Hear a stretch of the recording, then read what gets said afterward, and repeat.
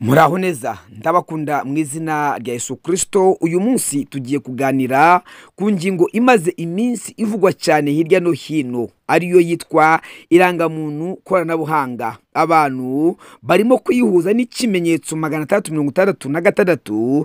Ese bitandukaniye cyangwa se bihuriye he? Ibi rero nibyo nshango tuze tuganireho cyane, kuko bimaze igihe cyane birimo kuvugwa mu buryo bukomeye cyane, ariko kandi ndashanga uze gusobanukirwa neza impamvu hari impungenge, ari ibihuha, ari ibibazo byinshi abantu bibaza. Rero turi hano ngo tugusobanurire ukuri hashingiwe ku ijambo ry'Imana ndetse n'ubumenyi bw'ikoranabuhanga. Ibi nibyo uri buze gusobanukirwa neza kugira ngo umenye iby'iminsi n'ibihe, kuko hari ibintu bikomeye cyane abantu barimo kwibaza muri ibi bintu. Iyo ugiye no kureba usanga ku mbuga nkoranyambaga abantu barimo kugenda babivugaho cyane. Hano rero abantu bagiye mu gihirahiro, bagiye mu rujijo, ariko nunyemerera neza ukumva iki kiganiro ugatangira udasimbutse na gatoya, uri buze gusobanukirwa neza no kumenya iby'iminsi n'ibihe. Uraza gusobanukirwa neza iki kimenyetso 666 ndetse n'irangamuntu koranabuhanga. Ibi nibyo nje kukubwira, nje kugusobanurira neza kugira ngo urusheho gusobanukirwa no kumenya, kuko benshi bafite impungenge, bafite ubwoba, kandi koko nibyo. Ariko se ibi bintu 666 n'irangamuntu koranabuhanga birahurira hehe? Ese amaherezo yabyo nayahe? Katurebe neza, twitegereze uburyo ibi bintu bimeze n'uburyo biteyemo. Ese uriteguye kuza kumenya? Ese nawe ufite impungenge? Niba uzifite, andika muri komanteri, nyandikira muri komanteri nawe utubwire uko ubyumva. Kandi ufite n'izi mpungenge cyangwa se niba warushaho gusobanukirwa, nabwo wandikemo ikiganiro, gikore like, gikore share, kora subscribe niba ari ubwa mbere. Imana rero iguhe umugisha. Uri kumwe na Reverend Pastor Shimiye. Imana ikugire neza. Reka icyambere tubanze turebe icyo Bibiliya ivuga ku kimenyetso 666. Ese ubundi Bibiliya irakivuga iki kimenyetso? Ese cyanditse hehe? Ibi nibyo ugiye gusobanukirwa neza kugira ngo urusheho kumenya iby'iminsi n'ibihe. Hanyuma turagenda dusobanura akantu ku kandi, uraza kurushaho gusobanukirwa neza. Dutangiye turebe icyo Bibiliya ibivugaho. Ibyahishuwe Yohana ibice 13 ku murongo wa 16 kugera ku murongo wa 18. Reka turebe. Bibiliya iravuga ngo itera bose, aboroheje, abakomeye, n'abatunzi n'abakene, n'ab'umudendezo n'ab'imbata, gushyirwaho ikimenyetso ku kiganza cy'iburyo cyangwa mu ruhanga, kugira ngo hatagira umuntu wemererwa kugura cyangwa gutunda ni ukugurisha, keretse abafite icyo kimenyetso cyangwa izina rya ya nyamaswa cyangwa umubare w'izina ryayo. Murongo wa 18. Aha niwo ubwenge buri. Ufite ubwenge abare umubare w'iyo nyamaswa, kuko ari umubare w'umuntu, kandi uwo mubare we ni 666. Ibi nibyo rero ukwiye kubanza gusobanukirwa. Wamaze kumenya neza ko uyu mubare Bibiliya iwuvuga. Ibi rero nje ngiye gusobanurira, tuza kureba uyu mubare 666, tuze no gusobanukirwa neza iyi ndangamuntu koranabuhanga. Kubera iki abantu barimo kubivugaho? Ese ibi bintu birahurira hehe? Cyangwa se ibi bintu bitandukaniye hehe? Aha niho rero uje gusobanukirwa neza. Twamaze kubona ko Bibiliya ibivuga, ariko Bibiliya ivugamo ibintu bitatu. Icyambere, iravugamo ikimenyetso gishyirwa mu kuboko cyangwa se mu ruhanga. Wamaze kubyumva? Ikimenyetso gishyirwa mu kiganza cyangwa se kigashyirwa mu ruhanga. Icyo ni icyambere. Icya kabiri, Bibiliya ivugamo kizakoreshwa mu kugura ndetse no mu kugurisha. Ibi nabyo wamaze kubyumvamo hariya. Icya gatatu, Bibiliya ivuga 666 ni umubare ugira ubutumwa bw'ubutumwa bwa Satani si nimero isanzwe. Banza wumve, ntabwo ari nimero isanzwe, ahubwo uyu mubare uvugwa, kuko hari nimero uzajya kubona wenda ugere ku mubare 336. Urahese nk'abantu bafashe wenda nimero, cyangwa se nk'abantu bafata nimero bagafata 336, arabafasha umubare wa Satani. Banza wumve neza, arabafasha umubare wa Satani. Cyangwa se uramutse mwambaye imipira mwese, ariko imipira iri numero, ukagera kuri nimero 336, uzaba wambaye umubare wa Satani.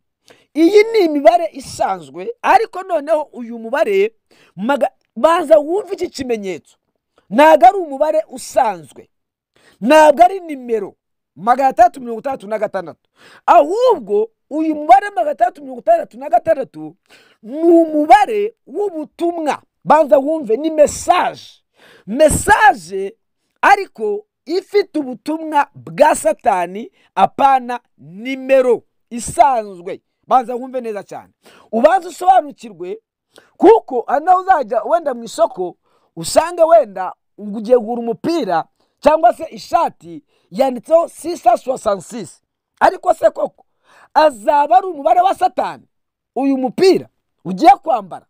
Uramutse unawambaye abantu bakuvugiriza induru, ariko se koko katurebe, ese aba yari nimero y'umukinnyi iriho 336, uyu mukinnyi yaba yambaye inimero ya Satani, yaba yambaye umwenda wa Satani? Ibi nibyo cyangwa tubanze turebe. Hanyuma ibi bivuze ko ari ikimenyetso cy'ubutegetsi bw'umwanzi kizashirwa ku bantu bavuzwe ko bahakana Imana cyangwa se baze Kristo. Ibi nibyo ukwiye kubaza gusobanukirwa neza. Ni ikimenyetso kizashirwa ku bantu baze Kristo, badahamya ubwami bwe, badahamya ubutware bwe, badahamya kugira neza kwe, cyangwa se baze agakiza. Kugira ngo bisobanuke neza cyane, baze kwakira agakiza, baze kuminjagirwa mu maraso y'umwana w'intama. Ibi rero nibyo ukwiye kubanza gusobanukirwa. Reka turebe irangamuntu koranabuhanga ni iki, mbere kugira ngo tuze kubihuza, turebe aho uza guhurira, cyangwa se niba hari aho bitandukana nabwo tuze kubireba. Irangamuntu koranabuhanga ni iki? Irangamuntu koranabuhanga ni digital ID. Iyi digital ID ni umwirondoro wari muturage ukomatanije mu ikoranabuhanga. Icyo nicyo kintu cya mbere ugomba kubanza gusobanukirwa neza cyane. Ni umwirondoro wa buri muntu wese, ariko uyu mwirondoro ukomatanije mu ikoranabuhanga. Icyo ni icya mbere turimo gusobanura. Noneho hejuru twatanye dusobanura uriya mubare, hepfo turimo gusobanura irangamuntu koranabuhanga, hanyuma tuze kureba hepfo icyo biza kubyara. Icyo ni icya mbere. Icya kabiri, ikoreshwa mu kumenya abaturage, ni ukugira ngo bamenye population y'abaturage, bamenye bamenye statistique, uwa mbere, uwa kabiri, uwa gatatu, kuko mwamenye ko iyi rangamuntu izajya ihabwa n'umwana ukivuka kugira ngo ahite yinjira muri statistique. Hanyuma nibicara muri biro bavuge ngo dufite abaturage 1,100,000 cyangwa se 1,15,000 n'ibihumbi 895,771. Ibyo babe babizi. Ikindi kandi irangamuntu ni ukugira ngo serivisi z'igihugu zigerweho, ni ukugira ngo serivisi z'igihugu zigerweho. Wamaze kubimenya neza. Hanyuma icya kane, irangamuntu koranabuhanga ni ukugira ngo umuntu wese ahabwe gahunda cyangwa se ubuvuzi, banke, ndetse n'izindi serivisi zose zikomatanije. Kuko nk'ubu ngubu icya mbere banza umenye neza ko niwahabwa pasiporo udafite irangamuntu, niwajya kwivuza udafite irangamuntu, niwajya gukora banke udafite irangamuntu, ikintu icyo ari cyo cyose, icyangombwa cy'ubutaka gisaba irangamuntu. Ibi rero ni ukugira ngo serivisi zose zikorwe neza cyane. Intego yayo ni iyihe rero? Intego y'irangamuntu koranabuhanga ni ukugira ngo inogereze umuturage serivisi no kurwanya ubujura bw'amakuru. Iyi ni ukugira ngo amakuru abikwe neza cyane. Mwamaze kumenya neza ko irangamuntu izaba ikoze mu buryo bukomeye, kuko nk'ubu ngubu wahaga umuntu irangamuntu agahita amenya imyaka yawe, akamenya igihe wavukiye, ariko ibi ngibi bizajya bibihisha amakuru yawe. Umuntu azajya areba ibijyanye gusa n'ibyo ashaka kurebaho, ibisigaye si ibye. Ibi nibyo rero ni ukugira ngo ihishe amakuru kandi inoze gahunda neza y'umuturage. Nigira rero aho ihurira n'amasengesho. Banza wumve, iyi rangamuntu abantu barimo kuyihuza cyane ngo n'ikimenyetso 366. Iyi rangamuntu nifite aho ihurira n'amasengesho, nifite aho ihuriye n'imyemerere, cyangwa se gusenga umuntu, cyangwa se nayihuriye no gusenga ikigirwamana, cyangwa se ngo igira ihurira no gusenga umuntu runaka, perezida w'igihugu runaka, cyangwa se umuminisitiri, cyangwa se umuntu runaka, cyangwa se umupfumu runaka, cyangwa se ikigirwamana runaka. Naho bihuriye. Iyi ni irangamuntu uzajya ubika. Wenda nararenga hano gatoya, reka mbanze mbahe agahamya gato. Murabona inote z'ibihumbi 2 zikiza ari nshyashya. Ahangaha ari ibihuha byagiye biza memu n'irangamuntu iyi dufite iyi ngiyi.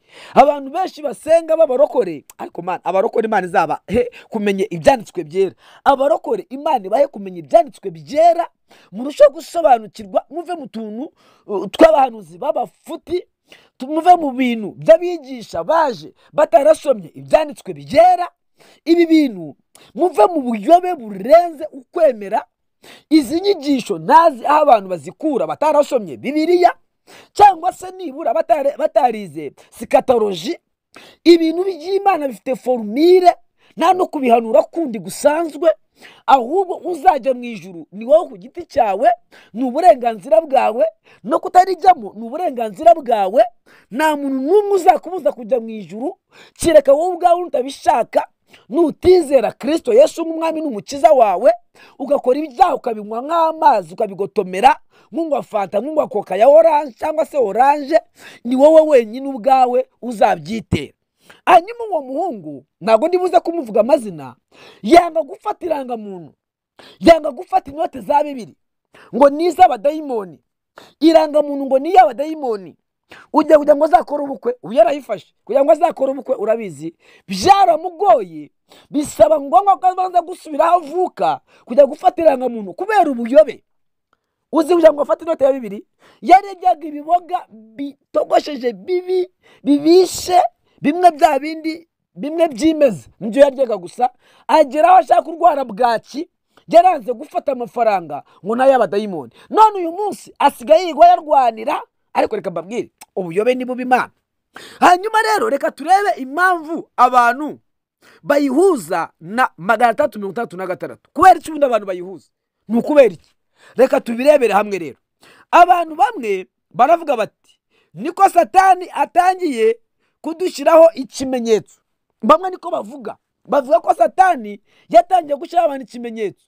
Ibi birimo kumbabaza, ndi kubona abantu nakwita intellectuel, cyangwa se abantu bitwa ko bize, batazi guhuza iby'iminsi n'ibihe, batazi kurobanura ikimenyetso 366 ndetse n'iyi ID digital. None se ko nta muntu uranga amafaranga, ko nta muntu uranga amadolari, ko nta muntu uranga amayero? Kera twari dufite inote y'ijana tukajya n'ibiceri. Uyu munsi wa none byanga bikunda tugeze no muri cryptocurrency. None se kuki abantu batabihuza ahubwo bagashaka kurya amafaranga ariko bagera kuri digital ID? Ariko reka mbabazi, twari dufite irangamuntu y'igipapuro, nje neza nyifataho irangamuntu y'igipapuro narayifashe, ariko irangamuntu iyagwa mu mazi ako kanya ndetse n'amakuru yayo byasabaga nyine ko bandikaga aho ngaho ndetse bikarangiriraho aho ngaho, bikarangira niba ari muri komine yawe, niba ari muri segiteri yawe, niba ari mu murenge wawe, iyo ngiyo akaba ari bafite amakuru yawe honyine gusa. Ukagenda ucyerekana, wagipirata, wakikorera, none se irarangamuntu iyo wagenda ukayikorera ninde wo kwaza ngo irangamuntu wayikuye he ko nta handi hantu bari buze kuyishyira ngo igaragare none tugume muri analogue abantu babirirwa bababesha ngo digital ngo ID ko nta muntu uranga passport se bayikora gute ko nta muntu urayanga ko mwese mujya kuyifata mwese ko murwana mujya gufata passport ndetse mushaka kujya no mu mahanga ko mwese mujyayo reka mbabwiye rero abantu nibirinde ubuyobe bave muri ibi ngibi hanyuma impamvu bakora ibi ngibi cyangwa se impamvu bavuga ibi dore ngiyi icyambere ari imico misha ya tekinoloji ku isi abantu rero nibarakira ibintu turimo kujyamo nonaha baracyashaka kujya muri analogue ntabwo baramenya ko isi yageze muri digital ahubwo abantu bacyashaka kugenda mu byashize bya kera ariko rero nimujyane n'igihe nibwo ibintu bizaborohera icyo ni icyambere icya kabiri ni amakuru menshi atizewe ku mbuga nkoranyambaga abantu barimo kuza bavuga ibyo bashaka umuntu wese avuga uko abyumva uko abyutse mu gitondo niko aza akavuga uko abyutse mu gitondo cyangwa se uko atekereje we imitekerereze ye yumva ko imitekerereze ye iri buze guhwana n'imitekerereze y'abantu bose ndetse n'imitekerereze y'igihugu ibyo ntabwo bishoboka reka maze ngusobanure neza imitekerereze yawe ntabwo yayobora igihugu imitekerereze yawe iri cheap sana wishuka abaturage rero ibihe n'abaturage nabo babyumva bakaza guhahamuka kandi koko none se niba umuntu afite YouTube channel akabyuka avuga ko digital ID ari ya satani iri ikimenyetso kandi koko none se abantu ntabwo bari buze kumwumva icyambere barakwita umunyamakuru icya kabiri barakwita intellectuel icya gatatu barakwita kuri umuntu ukaze cyane hanyuma rero uzubabeshye hari n'abapasiteri babyuka babyigisha niba uri umupasiteri ukaba warayobye ako kagene kangana gutyo urashaka kuvuga ko aho urimo kuyobya uri kubajyana hehe wasomye bibiliya koko mbwiza ukuri wasomye bibiliya koko warize eschatology wumva eschatology ukuntu ivuga waba warabyize nibura ese niba eschatology warayize ese nibura wasomye ibyanditswe byera igitabo cy'Ibyahishuriwe Yohana uragisoma ndetse usoma n'igitabo cya Daniyeli uza kugihuza hanyuma ku buryo wasobanura abantu ibyanditswe byera ko nawe utarabimenya watuje ukareka kubesha abantu rwose cyo ni kimwe cya kabiri icya gatatu ni inkuru z'ibinyoma ku bitekerezo by'abarwanya Kristo ibi nabyo birimo banza wumve neza cyane ibi nabyo birimo aho kugira ngo abantu bigisha abantu ijambo ry'Imana barimo kuza gusa birirwa bababesha birirwa babahahamura ndetse babatera n'ubwoba ko mugiye gupfa cyangwa se ko mugiye kwambara ikimenyetso 366 icyanyuma kandi kigaragaza ibintu n'ubwinshi bw'abantu batumva neza ubutumwa bwo mu byanditswe byera iki nari maze kukivugaho cyane n'ibintu abantu benshi barimo kwivugira ibyo biboneye ariko batarasomye ibyanditswe byera mwasomye ibyanditswe byera mukumva uburyo imanda y'Imana mukumva uburyo bizakurikirana ko ibintu bifite formule ko ibintu nta muntu bihanura reka nonge mbabwire nta muntu uhanura iby'imeruka n'ibihe oya azaba kubeshya ibintu by'imeruka n'ibihe hari ubuyobe bwaje ntabwo ndi butinya kubivuga bwazanywe n'abadive bavuga ko mu mwaka w'2000 imanda y'Imana izavuga imeruka izaba abantu nibahinga ndetse abantu barayoba birenga abadive bifata abarokore abadeperi barayoba bifata abakristo bose bifata n'abagatolika nabo barayobye birirwa kwa padiri ngo aje gusaba buje reka babwire ubuyobe none mu mwaka w'2000 imana yaravuze mumbwire yaravuze imanda cyangwa mwese muracyariho abantu banga guhinga abantu bagurisha ibyabo inzara irabica mu nzara yo mu 2000 yatewe n'ubuyobe bwari bwahanuye ko imperuka igiye kuba ariko koko ibintu umuntu hanura ibintu ariko mwagiye musoma neza ibyanditswe byera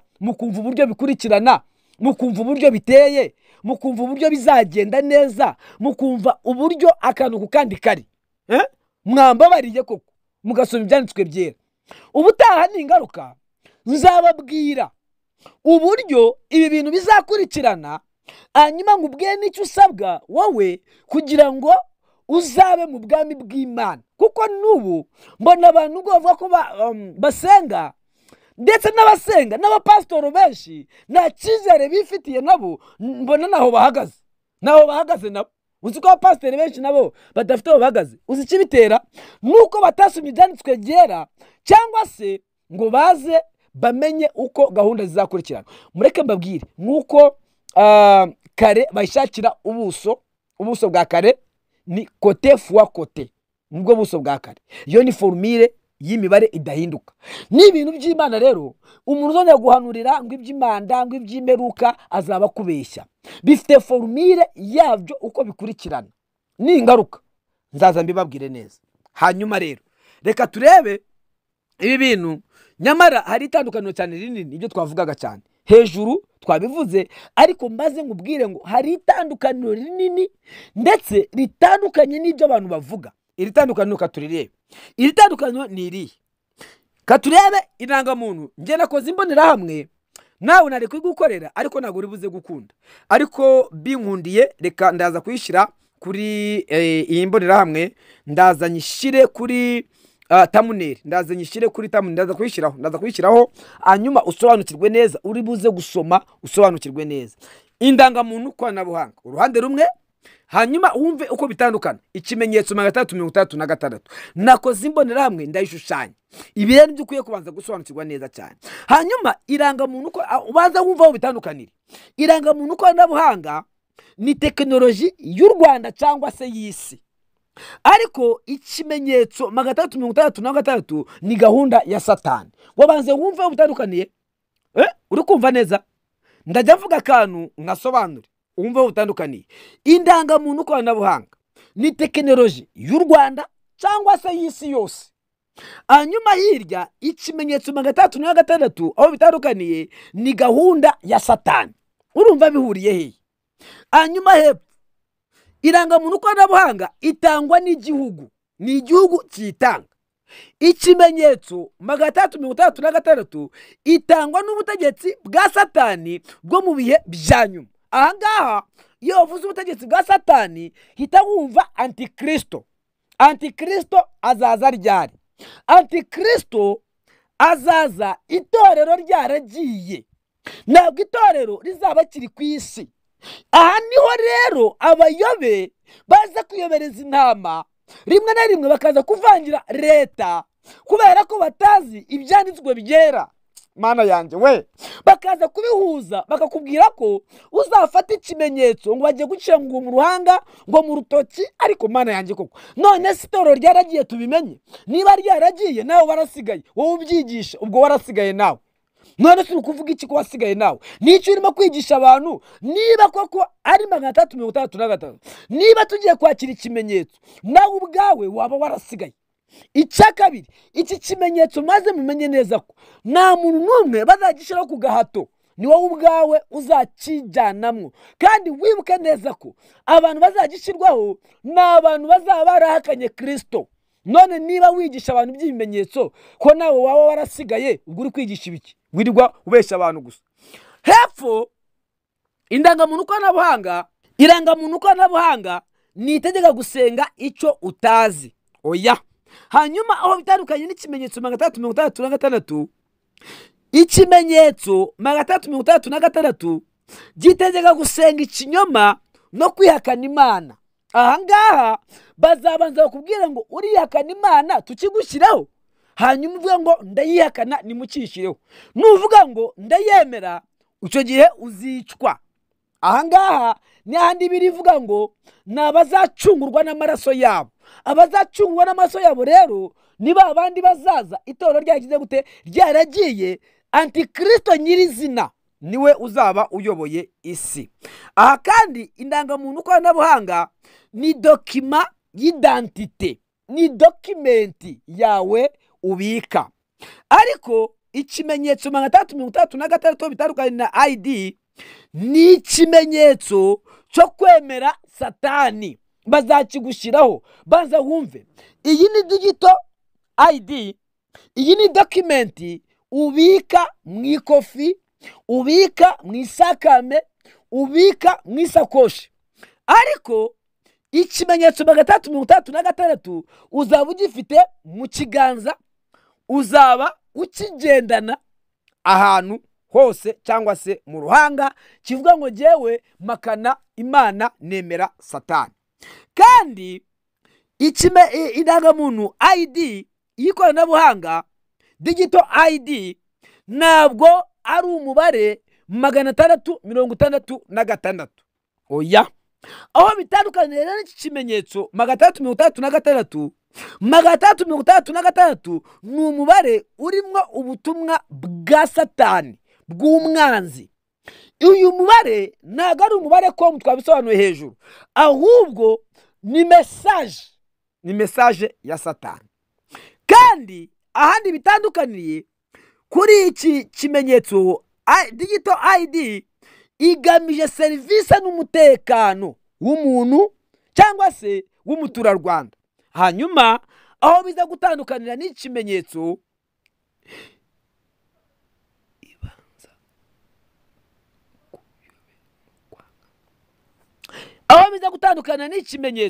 nuko ikimenyetso cyo nukwanga Imana ndetse n'ubuyobe bukomeye cyane. Ibi rero wamaze gusobanukirwa neza itandukaniro ry'ibi bintu aho biza guhurira neza cyane. Hanyuma reka turebe digital ID = 666. Ibyo Bibiliya ivuga ikimenyetso cya Satani igira no kuvuga digital ID = 666. Ibi Bibiliya ivuga ko ari ikimenyetso cya Satani, kandi ikavuga ko iki kimenyetso cya Satani, ahangaha rero katurebe digital ID ndetse na 366. Ibi rero turebe Bibiliya ivuga ko ikimenyetso cya Satani nicyo cyonyine kigirwaho n'umubare abantu bavuga, ariko kandi igihe cyaco kizaza ubwami bwa Antikristo buzaba buyoboye isi. Ibi byose nagiye mbivuga aruguru. Iki nicyo gihe rero kizakiyoboye isi, ariko iki gihe ntabwo turakigeramo. Ahangaha nituragera muri iyo ntera y'ubwo butware bwa Satani. Turacyari mu bihe byo gusenga, turacyari mu bihe byo kuvuga ubutumwa bwiza, turacyari mu bihe byo gutegura itorero. Itorero riracyategurwa hano, banza umenye neza ko itorero riracyategurwa. Ahangaha rero gutunga iyi ID nta kibazo na kimwe uzaba ufite, ndetse naho bizaba bihuriye neza n'ibyo abantu birirwa babigisha ku ma YouTube, birirwa bababwira, bababesha, ndetse bababuza umudendezo, ndetse bateza n'umwega mu gihugu, batuma abantu barara badasinziriye, batuma abantu barara bahahamutse, ndetse batuma abantu bajya gufatira muntu mu buryo nabo ubwabo bafite igihunga. Ahangaha rero icyo abizera bakwiye gukora ni iki? Ese koko uri umukristo? Niba uri umukristo ukwiye gukora iki? Ibi nibyo rero ngiye kukubwira. Icyambere ukwiye gukora ni ugusoma Bibiliya neza, naho gutinya ibintu. Ni ugusoma Bibiliya neza, ariko ukareka gutinya ibintu ugenda wumva. Cyo ni icyambere. Icya kabiri ugomba gukora ni ukwirinda ibihuha no kugenzura amakuru neza ukayagenzura. Icya gatatu ni ugusenga no gukiranuka, kuko ibihe byo ni bibi. Ahangaha ibihe by'ubuyobe, ibihe byo kubeshya, ibihe by'ibihuha byose byuzuye ahantu. Icya kane ni ukugendera mu kuri, kandi tukamenya ko na tekinoloji izakubuza kujya mu ijuru. Ibi ngibi ugomba kubanza kubimenya. Tekinoloji nizakubuza reka mbaho urugero. Twebwe twiga primaire twize ku rubaho twandika dusiba. Uyu munsi umwana wo muri gardienne ya mbere atwara amakayi. Urubaho nta kirutwara, itushe nta garizi, imbaho abazikoraga barahombye, n'ubwo ruganda rwabo rwarahombye. Tekinoloji uyu munsi abana kwijya ku ma iPad mu bigo bimwe na bimwe, bari kwijya ku ma computer. Abantu usanga baturusha ma computer kuyikoresha. Kubera iki se? None se urahungira he? Tekinoloji ninde yakubwiye ko izakubuza kujya mu ijuru? Tekinoloji izo smartphone mufite si tekinoloji se? Ninde uyu munsi usigaye uvuga n'umuntu wo muri Amerika mukavuga n'imbona nkubone mu masogonda? Ubwo se ibyo mwigize mubibona? ahubwo ikizakubuza kujya mu ijuru ni icyaha, ni ukwihakana no kwanga Yesu, cyangwa se kutihana ibyaha byawe. Icyaha ukora, kutihana ndetse no kwihakana ubutumwa bwiza bwa Yesu Kristo, ibyo byo bizakubuza kujyayo. Ariko se koko tekinoloji, mwebwe mwanga kwihana, mukirwa mubesha, mukirwa mwiba, mukirwa musambana, mukirwa munywa inzoga, mukirwa mugambanirana, mukirwa mwangana, mwarangiza ngo digital ID, ngo mufite ubusambo bwabishe, mufite uburura, ariko mwarangiza mufite ubwibone bwabazonze, mufite inzangano zo mu mitima, mwanze kwihana, ngo digital ID ngo izakubuza kujya mu ijuru. Digital ID ni mutubwire iri mu kihe cyaha? Digital ID ni umusambanyi, digital ID ni inzoga, digital ID ni ukwica, digital ID ni ukugambana, digital ID. Ariko mureke mbabaze, reka mbabaze bavandimwe, mureke mbabwire abandi bakizwe be kubesha abantu. Irangamuntu koranabuhanga si ikimenyetso, si saswa sansisi, ariko tugomba gukomeza kuba maso, kuko ibihe by'imeruka biratwegereye cyane. Ahubwo hano ubundi kwera utinya iki? Ahangaha rero Imana iguha umugisha kandi Imana ikugire neza. Ahangaha ubanze umenye neza ko ibihe by'imeruka birimo kuyobya abantu. Ikoranabuhanga rishobora gukoreshwa nabi, gushyira ingufu ku buyobozi bw'isi. Ibi rero nibyo ukwiye kubanza kwitondera cyane. Ariko ntitugomba gutinya, ahubwo tugomba gukiranuka no kwitegura neza. Yesu we yaravuze ati, nimutinye, nje natsinze isi. Yesu yanesheje isi. Imana rero ikugire neza kandi Imana iguha umugisha, kandi Uwiteka Imana kurinde, akurwanire uko bucye nuko bwije. Nyemera niba wageze hano nusoze ikiganiro udakoze subscribe, nusoze ikiganiro udakoze like, komantere yawe share ni ngombwa, kandi ushaka kutuvugisha ngo tugusobanurire neza cyane, ahangaha reba munsi y'ikiganiro uduhamagare kuri iyo nimero. Imana rero iguha umugisha, komeza kuba maso kandi mukomeze mube muri Kristo Yesu. Uwiteka Imana abarebe neza, kandi ikiganza gikomeye cy'Imana gikomeze kize ku buzima bwanyu. Ndabakunda cyane, ndabishimira kandi mbasabira uko nsenze mu izina rya Yesu Kristo. Amina. Imana ikugire neza, Imana iguha umugisha, Imana ikurinde, Imana ikurwanirire, Imana ikwiteho cyane neza, Imana ikuzenguruke mu izina rya Yesu Kristo. Amina.